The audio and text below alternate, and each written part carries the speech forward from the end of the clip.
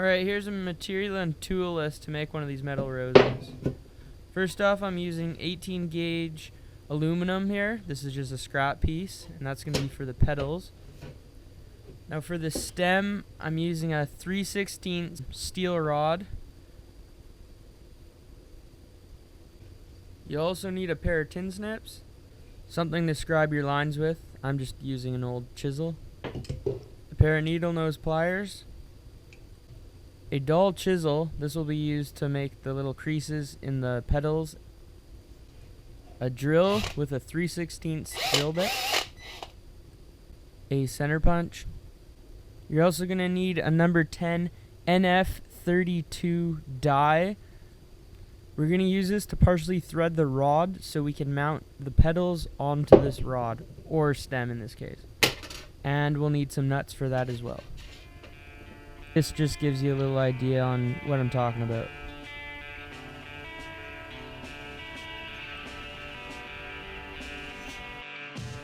First off, you're going to want to make 6 2-inch by 2-inch squares, as well as 2 1-inch by 2-inch squares.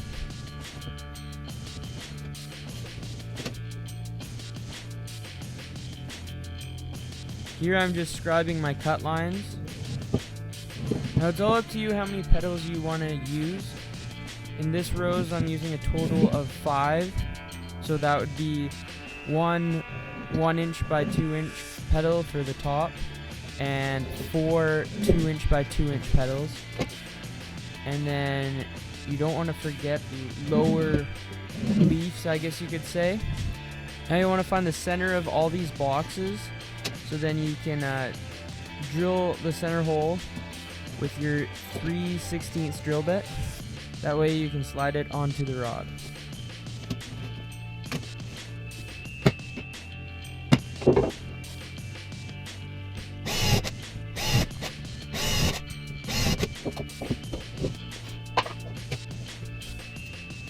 Next, cut all these squares out with the tin snips. I'd also suggest wearing gloves at this point, because these edges are pretty sharp.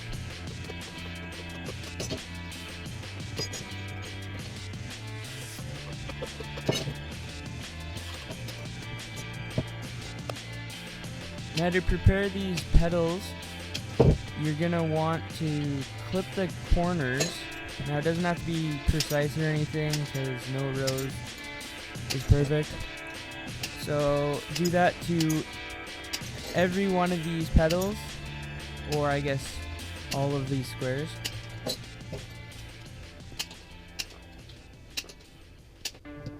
And next on the list is you're going to want to make cuts in between those corner cuts you just made, if that makes sense. You want to go halfway to that 3/16 hole,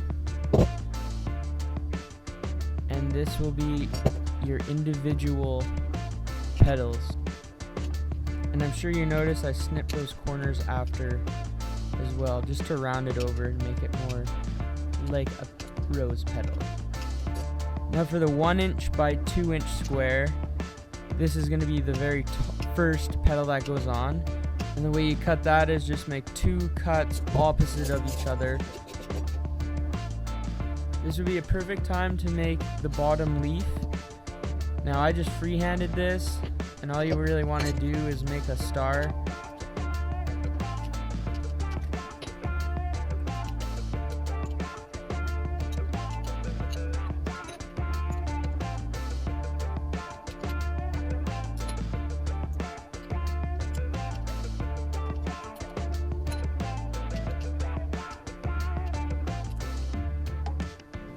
This is when you're going to want to bring out that old chisel so you can make some indents for the leaves. Just makes it a little more realistic. Now you don't have to do this, but I think it makes it look a lot better.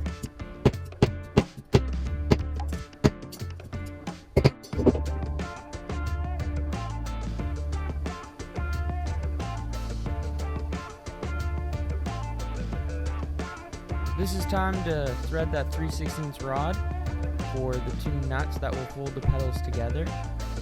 So what you're going to do is take that first nut and thread it all the way down to the very bottom. Insert the petals onto the rod, making sure you offset each petal from each other.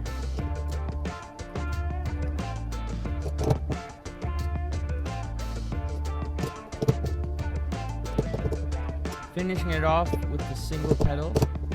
Then throw that last nut on to sandwich all those petals together.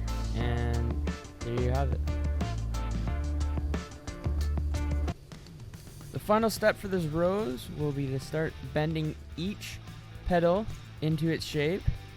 Now there's no proper way to do this. I simply just started bending it in on itself, and then the very tips of the petals I tried to bend down. Once you get a petal looking how you like it, you simply repeat that, and making sure each petal is offset from the one below it. That way it makes it more flower-like, because if you have them all the petals lined up, it won't look like a proper flower. I actually had that problem with this one. It kind of moved around on me. But if you don't do that nut too tight, you can still move the petals around to get it perfectly lined up. And that's it.